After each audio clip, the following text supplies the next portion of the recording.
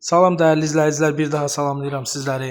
Öncəki videolarda mamır haqqında sizə məlumatlar verilmişdi. Növbəti videoda da mamırın bəzi məlumatları sizə çatdırılacaq. Mamırları evdə necə sabit saxlamaq olar? Əsasən mamırlar günəş şüası düşməyən yer olmalıdır.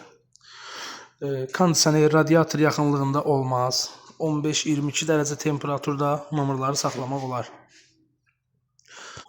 Bir çoxlarına maraqlıdır ki, mamır özündə suyu necə saxlayır. Yarpaqları çox nazik olur mamırların. Hər damcı suyu hüceyrələr şəklində saxlayır özündə.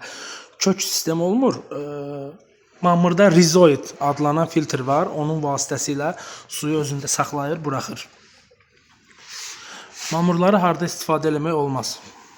Günəş şüası düşən yerdə olmaz. Yarpaqları çünki yanır, rəngi solur.